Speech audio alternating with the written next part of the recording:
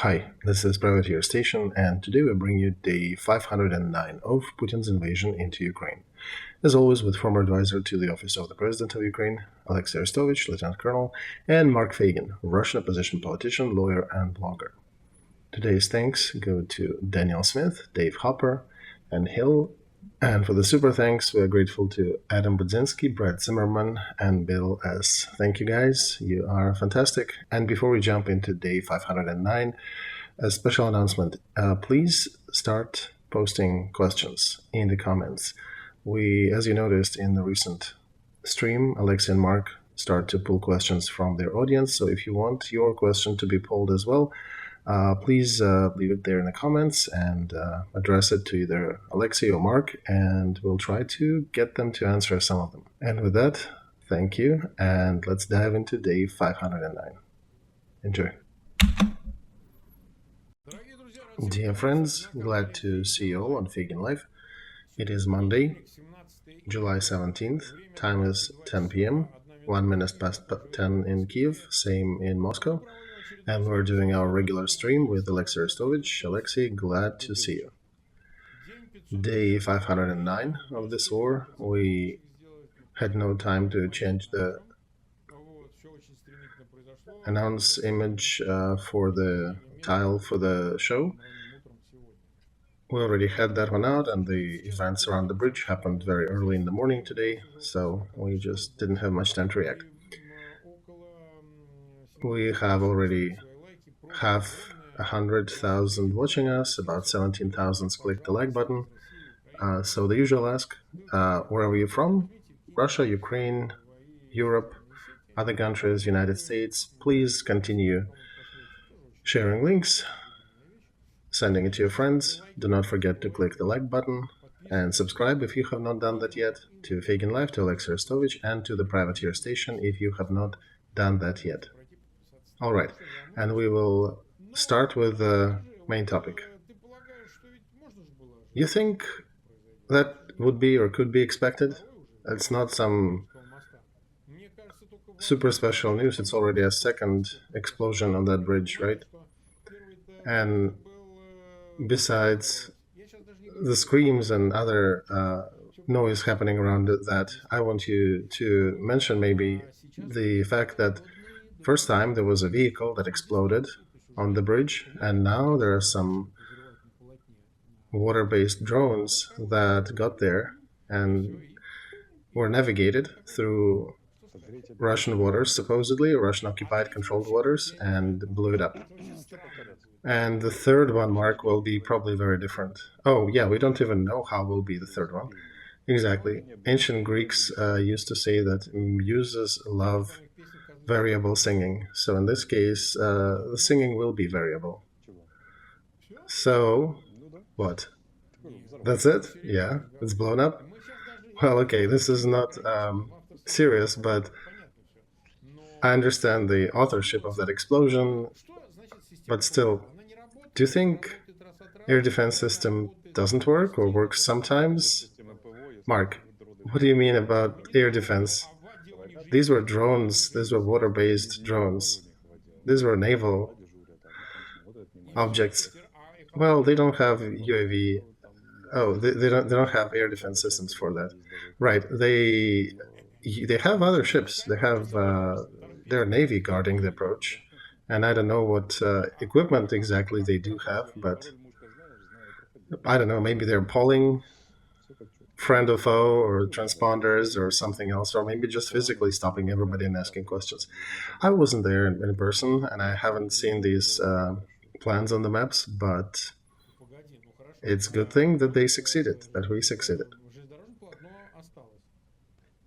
Well, you know, they succeeded only partly because a railroad is still carrying cargo. Right, we'll see. Just give them some time. So Russians already coming out saying that they can repair automobile by maybe October, November. All right, we'll give them some time. And Russian ministry came out and said that they'll probably instruct all the tourists who came to Crimea to fry their butts in the Crimean sun They gave them a map of different roads, how to get to Crimea and out of Crimea, so-called alternative route. And this alternative route goes, as we noticed, through all of those places where we hear quite a lot of booms recently. Mark, I want to say that all those tourists from Russia who visit Crimea, an illegally occupied territory by Russia of Ukraine, they take full responsibility for their health and well-being when doing so. Because, first of all, these people violate Ukrainian laws and international laws by doing that.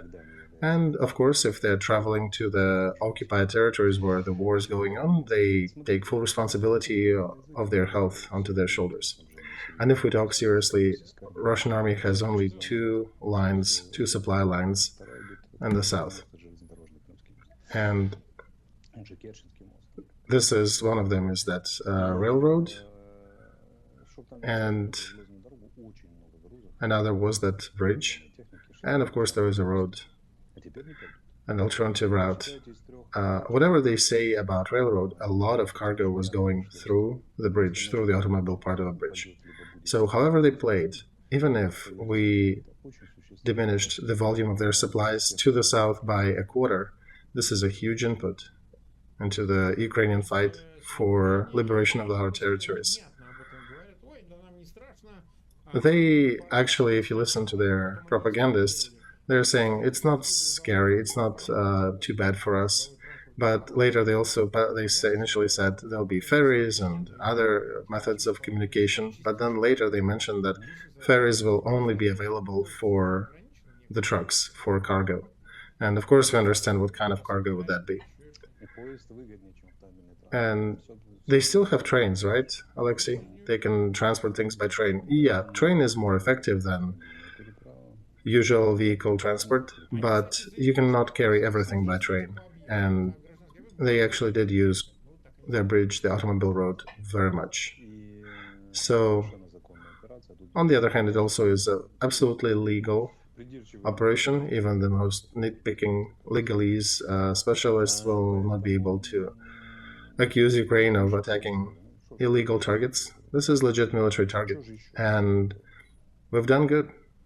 We've done pretty well. What else can I say here? All right, what else to say? Putin had a meeting as a result, and his speaker made a statement that he gave an order to Minister of Defense to prepare a response for this act. And what can we expect? What do you think? Because Putin promised that they will do something.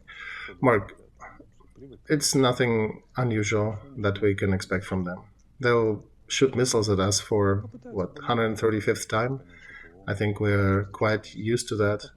They might shoot up a place that is less protected from air to terrorize the civilians, of course. That's them. They probably will launch something at Kiev again, and we'll shoot it down. But we'll see. All right, here, Blinken came out, and the head of Department of State, and made a statement that the United States is monitoring the situation and Ukraine is making its own decisions how to wage war. So once again, basically, Crimean Bridge is an absolutely legal target. Yes, absolutely. Okay, we'll get back to some aspects of that. 125,000 are with us, 45,000 likes, that's good. So next topic is cancellation of grain deal. Peskov, Putin's spokesperson, said that this is not related to the explosion and partial destruction of bridge. But we understand that the tone of these statements actually do show that they are concerned, and that probably is connected. What do you say about that? Well, first of all, we don't give a flying F about their attitude. As for leaving the grain deal, let's remember who is most interested in that deal. Erdogan, right? So I'm quite sure he'll find a way to express his upsetness about Moscow's statements to Moscow. And he'll probably find keys to that. Can we prognosticate where? Anywhere. Syria, Nagorno-Karabakh, Azerbaijan, Armenia. different places, maybe everywhere, and they will calculate the response and will thank Putin for this decision from the bottom of their heart. In quotes, of course. And so you think he'll find a way? Yeah, he will find a way, if not to persuade Putin to return to that deal, to at least make sure he understands that Turkey is very upset with that decision. So, okay, thank you, Olexiy. In this regard, let's start a poll today. Will the Crimean bridge be destroyed by the end of 2024? Yes, no, and Ukraine will get it. So, about 10,000 votes already. We're not even deciphering. Would it be pillars? Would it be capture and then destruction? Doesn't matter. So, over 70% are saying yes, it will be. No, it won't be blown up, 19%. And Ukraine will acquire a new bridge, 6%. This must be some Ukrainian entrepreneurs. We will continue with our topics, and you please continue clicking the button and voting if you are watching this stream live. And at the end of the stream, we will be asking a few questions.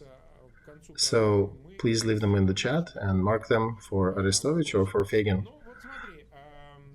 By the way, wait a sec. About the Green Deal, China, a day before, came out and made a statement that China is in favor of Green Deal continuing. So with their action, Russia also spat in the face of China. So they're provoking everybody. That's typically Russian, to quarrel with everybody around them. Do you think it could be a game, that they're just bargaining for the price of their participation? Today there was in the news, I probably won't find it right now, but there were statements that Russia was supposed to get some spare parts, and Moscow is coming out saying that they need spares and nobody's respecting their promises, so they withdraw. Mark, in the official document, there is nothing about spare parts. So whatever they fantasize about, wherever they bring that element from, it's on them. It's not in the official papers. And I think Chinese and Turks will find a way to explain to Russia that this is not a good decision. And Americans also made a statement that they are concerned about Russia's decision, and they recommend Russia to go back to the Green Deal. Okay, and look, this is the statement also made by the General Secretary of the United Nations. We remind our viewers that this is a trilateral deal that was signed between Russia, United Nations, and Turkey, and on the Ukrainian side, Ukraine, Turkey, and United Nations.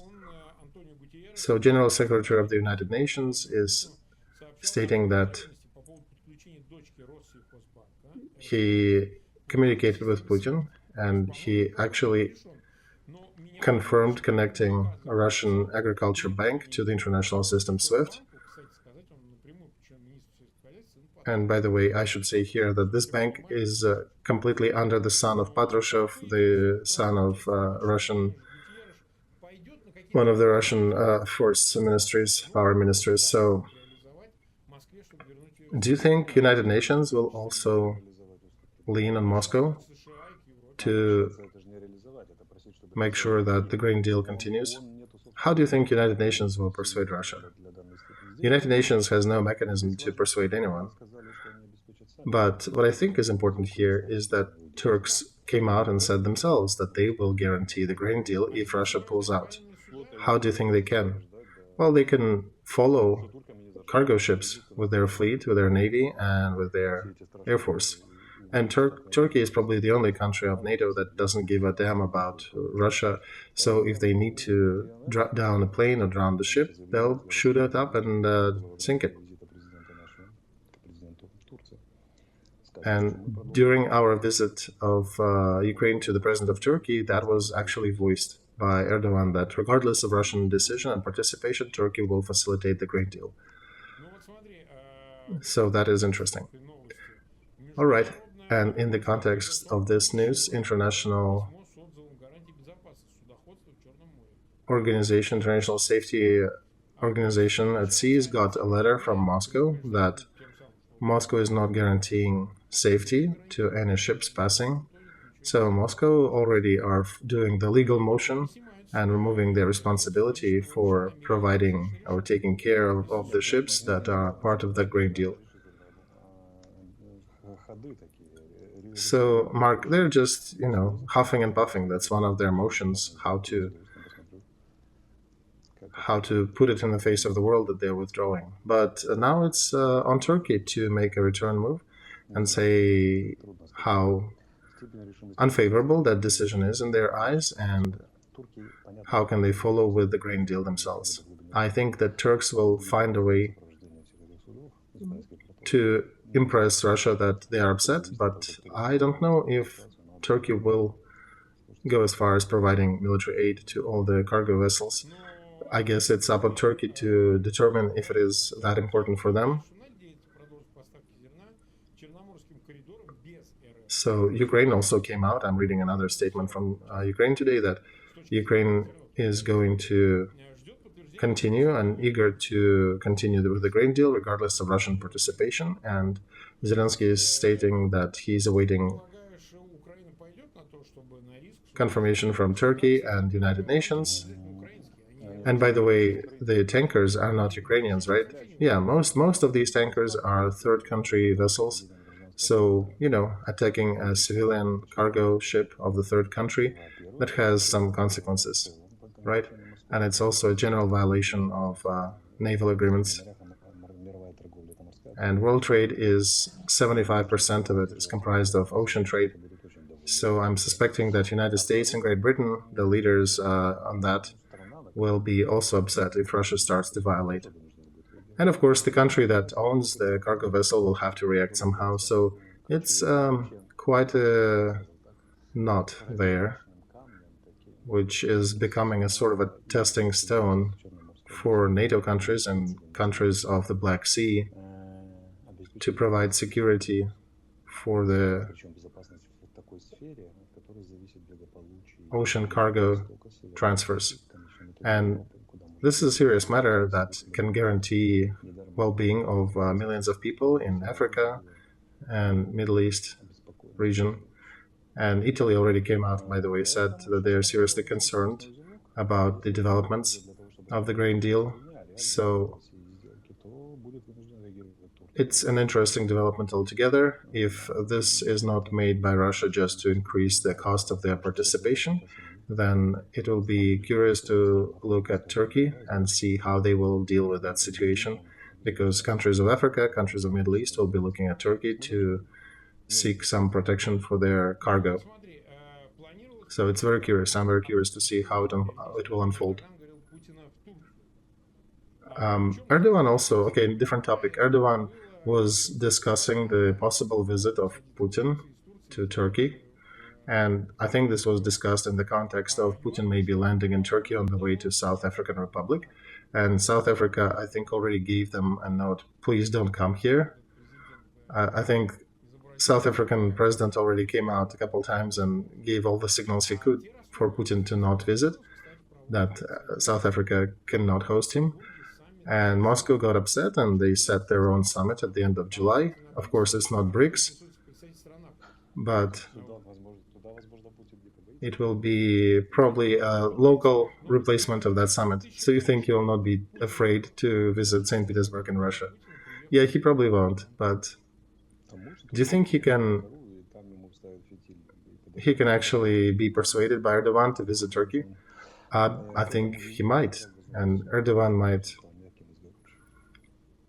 might see him and explain him the unfortunate consequences of his decision.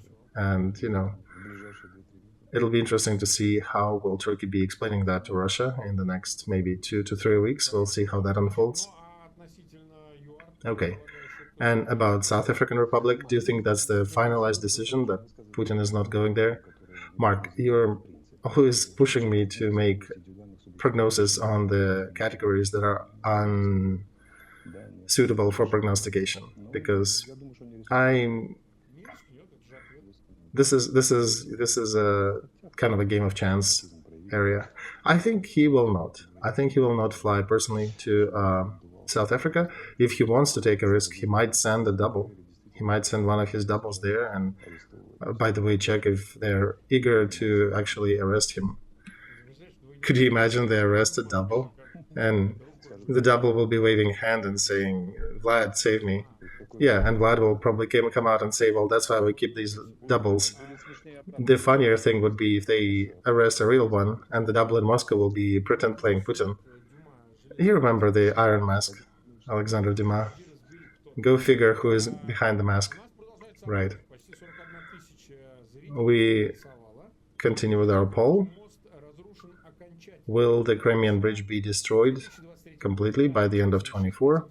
Yes, 76%. No, 18%. Ukraine will get it, 6%. So some people actually think that bridge can become part of reparations. Mark, what the heck do we need that bridge for?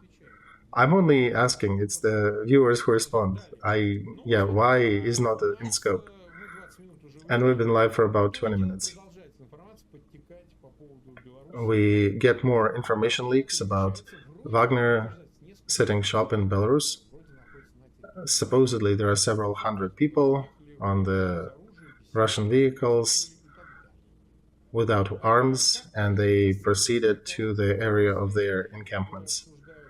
So what do you think about the possible level of threat of Wagner being there?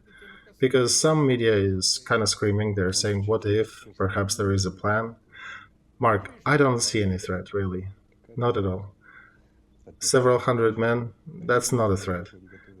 They are posing that they're preparing local territorial defense and doing some activities, some joint exercises together with Belarus military. And one of the Putin spokespeople came out and said that, maybe what if they'll be used in attacking Svalkovsky corridor? Right, that's the area that can take Russia to Kaliningrad, to that disconnected area. And you were laughing, but that guy who made a statement, he is the chief of the security committee. He is the general. Well, that shows once again, Mark, that even the head counsel of the safety committee and the general can be a complete dumbfuck. Well, that's what we're discussing. Yeah. Besides anything, I cannot offer you anything besides my sincere laughter. Well,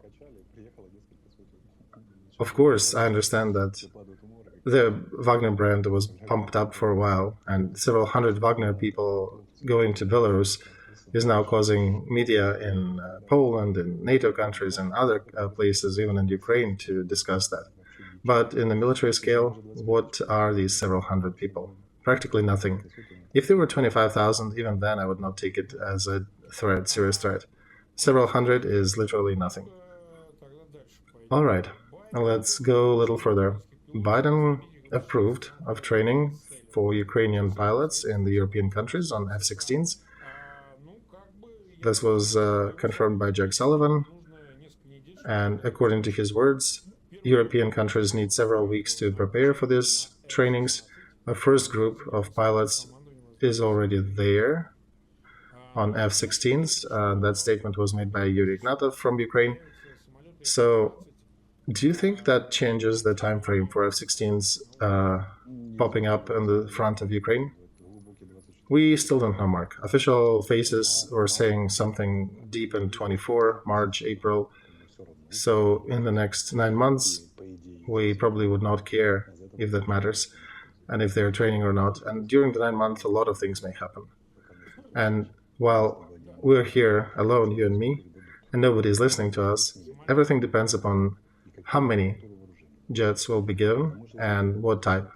Because if they give us similar to the way they've been doing before, cheaper configuration with removed modern day systems, even and a dozen of them, that would not change much on the front.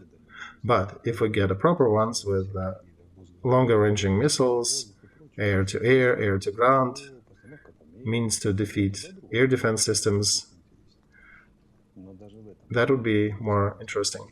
But even in this version, war still remains a heavy and bloody and brutal fight where main tasks are being carried out by infantry.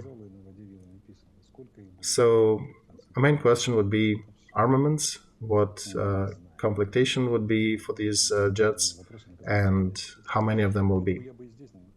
So here I would warn our viewers to not fall into the regime of heightened expectations from F-16s.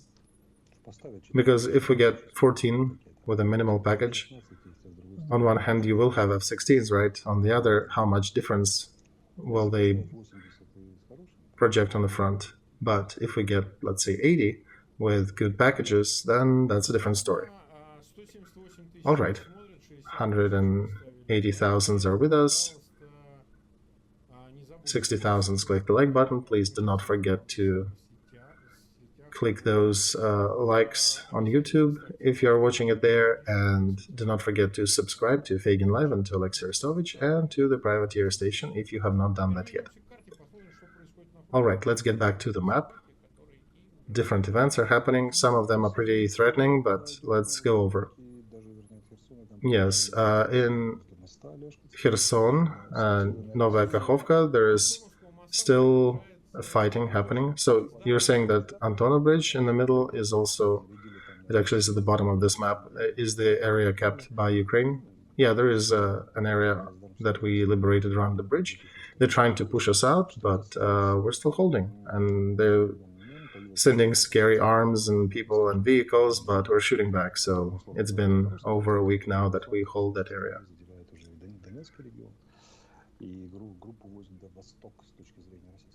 And our troops are actually going around Rabotina, taking the hills in the south in Zaporozhye, and see that protrusion in the middle with Rabotina at the bottom of it. So we are taking areas around it and taking hills to control that area, so our enemies are very uncomfortable there. Other things are happening near Novomayorsk, where we heard that our troops are already on the outskirts, and we're starting to push Russians away from that. And Russian troops and correspondents who are describing and communicating about the events there, they're saying that the geography is very unfavorable for Russians. And this is at about 5 o'clock on this map. And they're also screaming that reserves of that southern group are also depleted now, that they're being sent to the Eastern Front. And this is, I think, the first time when we notice that operative reserves of one group being thrown to support another group. That means that they really take situation on the East as critical, very serious. And that means what? That means that reserves, when pulled from the south, will be nearly impossible to be returned back. So they are weakening their position on the south, consciously, to exchange that for their fights in Donbass. And that's a good sign. That means that they miscalculated. They placed these reserves in wrong places, and now they're taking special measures to try to remedy that situation. And special measures are seldom ever effective. They usually just make situation worse, or at least let it flounder for a while till it sinks. So we'll see how that unfolds, but that's there's a definite motion on the south. We're definitely moving more. Staromayorskaya, that's a very important area. If we do take it, that's right in the middle of the map. You can see there are two red diamonds there. Then we get new perspectives of how to go south, and they are pretty exciting for us. Now let's take the east. The east is not so optimistic. It's more difficult. Marinka and Avdiivka, they still continue fighting. There are no changes of the front line shape in that area. But if you go up north to Kurdyumovka and Klishevka, that's where it is rather interesting. Russian side gathered a ton of equipment and infantry, even tanks. But surprisingly, our troops still managed to go forward. And they go forward, creating a very uncomfortable situation for the enemy. So here you see Klishevka and Kurdyumovka, and you can see our arrows pointing to the right. There are two arrows, and the blue area is growing, officially liberated. So regardless of their presence and increased numbers, we're still managing to push. If we go to Berkhovka, these are local fights, no changes on the front line in the last couple of days. That's to the north of Bakhmut. And the main part on the east is Kupiansk, Crimean direction, generally speaking. They're screaming about successful motion on the Russian side, that they're actually taking some new lands. But General Syrsky did say that they actually brought quite a lot of troops to that side. They have, on the Russian side, over 90,000 troops. They have aviation, artillery, and tank support, and they will try to capture Liman and Kupiansk back and reach Oskol and probably hold that line because it's a much easier line to defend. So they want to change the results of the earlier liberation effort by Ukrainian army, and we'll see how far and if they can change the front line here. This is being called different names: a big plan of Gerasimov, a strategic ideation to tie Ukraine and to attack, and they're trying to explain that this is a serious strategic play by Gerasimov to try to tie Ukraine up in the south and in Bakhmut and then make a move up in the north. Well, regardless of how they're making it, they indeed accumulated quite a bit of troops there. I would remind that in Afghanistan, Russia, Soviet Union had 120,000 troops total at the peak, and they're at about the same numbers here. So the fights will definitely be bloody and difficult. On the other hand, our command understands what's going on and is working on our own answers and moves. So we'll keep fingers crossed for our fighters and the soldiers that will have to endure that push. All right. That's clear now. Let's continue. We have 180,000 watching us on Feygin Live. 60,000 click the like button. Let's take a look at the poll. Will the Crimean bridge be destroyed by the end of 2024? Yes, 75%. No, 19%. Ukraine will get it, 6%. 56,000 voted already. Let's also ask a couple questions here. I probably will not be able to find who asked that question, but I did write it down. This is a complex situation in Odessa with military recruitment offices. I heard there were even intentions to remove some of them due to some violations related to draft procedures in Ukraine. How do you monitor that? What's your estimation of that? Are you following it? Yeah, I am following it briefly, and not in relation. The recruitment officer will be removed not in relation to recruitment effort, to the draft, but to the fact that they found some property in Spain on his accounts. So while that is being investigated, he is removed. And I think both sides are guilty in this case, because first of all, military drafts office, they have to fulfill the plan, right? That's the order. They need to get so many people. And on the other hand, there are civilians who really don't want to. Some of them are very rowdy when military are trying to deliver them the conscript writ, the document saying that they need to report to the Minister of Defense. And there's usually police following. There's usually police being present during that interaction, so we're trying to keep it in the legal field. And the bad optics is that the guy in military uniform should not be posing a threat to civilians. So that's one peculiar side of it. You do want to keep the optics that your soldiers are your defenders, right? You shouldn't be afraid of them. And on the other hand is that you never know whom you're going to meet when you're going to deliver these conscript writs, because sometimes when our military, when our conscription officers are losing their comrades on the front, and then they see a lot of rowdy, able-bodied people in the back who refuse to be conscribed to the army, or at least not even try to pretend to be polite when interacting, then it's a fertile ground for different conflicts. And once again, this war is a mass war, so many things are done at scale, and when things are done at scale, then they usually done at an average of B minus C plus level, 3 points out of 5. So these interactions are not exactly exemplary. And the fact that these questions exist, that these matters happen, it's once again points to the delicate side of this situation. And regardless of how you code it, our military still have to perform a basic function to go to the summer streets of the resort city and then find people there and deliver them these writs that will likely change their destiny, will change their life forever. So this is a complex situation, yes. All right, another question.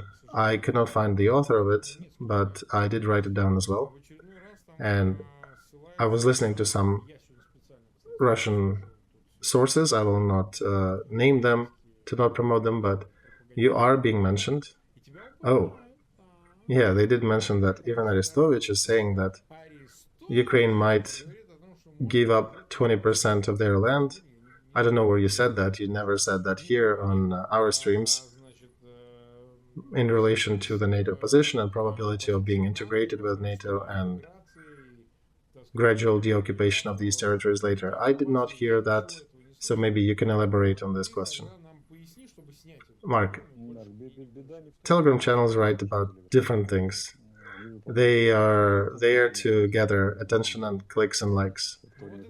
The trouble is that some people choose to believe that, and instead they could go to my channel and watch, instead of the takeouts that is probably total length of maybe a minute and a half, they can go to my channel and listen the whole 5-minute clip where I analyze different ways of how situation can unfold and understand that this was just one of the scenarios that I was describing. And I'm used to living in a fish tank with some guppies around, but sometimes they still amaze me. Right. I've seen another post today. Arestovych proposed an initiative to leave with Russia part of the occupied territories. That always begs the question, proposed as who? As the head of NATO, as the head of Ukraine, as the head of Ukraine military, right? Yeah, somebody mentions that it was a quote from Latinina. Yeah, I would suggest watch the whole stream, even the snippet on my channel. One can see that I'm analyzing different propositions of the West, several, one after another, and this is just one of them. Okay, now we've been live for about 38 minutes. You see that situation with General Popov, General Major, is being developed, is actively developing, and then General Seliverstov has joined. Oh yeah, that unfolds. They removed the commanders of 6th and 7th paratroopers. Popov supposedly was moved to Syria, right? So it is unfolding. Do you think whatever was happening within Wagner troop is now broiling in the actual army? I don't know if that's really birthing into any movement, but it's definitely brooding there, and the moods are difficult. Surovikin is still in jail. It's hard to check that. He probably is there, we just cannot check. Well, people who know from Moscow, they confirm that he is. And they're saying that it's not easy for him there, he's losing weight, and Teplinsky, soldiers are defending and then not defending. He's in conflict with Gerasimov and then not in conflict with Gerasimov. He is being removed and not nearly arrested and then maybe put as the new commander. So Russian military is running a fever. And in this regard, the consequences of Prigozhin's mutiny have never disappeared. The main line that Russian patriotic group is toting now is that the battle generals are now fighting with the generals who are deep away from war and just getting rich and don't know how to fight. I do like this line of fight, and we bought enough popcorn, and we do support both sides of this fight. Well, see, Olexiy, I don't think this actually works in a bigger scale because one general is complaining on the others, it doesn't manifest into any result. Mark, the problem is that in Russian centralized country, where things are very tightly controlled, these questions popping up into the media is a bad sign. It means that things are falling apart and they cannot control everything well. I think they'll still be able to call it. President come out and say that President hears and knows and is eager to resolve all the conflicts. But Mark, we don't know Putin's abilities to call that, indeed. Maybe he will. Maybe he will indeed stomp it out at the beginning of conflict, but perhaps not. Perhaps the conflict grows and engages other branches of military. All right.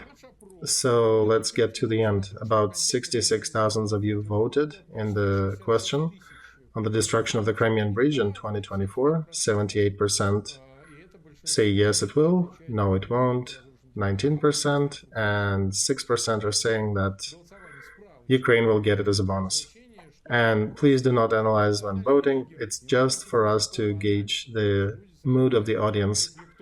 What's important for us is your general answer. Don't give it too deep of a thinking. 75% think the bridge will be gone by the end of the year, and that's it. All right, we are concluding this. We've been live for about 41 minutes. 194,000 are watching us. 74,000 click the like button. A huge ask to please share links to that stream. Click the like button, and do not forget to subscribe to Feygin Live. We need you. And to the privateer station if you are listening or watching that in English language. Check our last week's streams, they were very interesting too. I think on the eve of NATO summit was a good one. And of course, subscribe to Olexiy Arestovych in the description to that video if you have not done that yet. All right, to Wednesday, right? All right, see you on Wednesday at 10 p.m. See you then. Bye.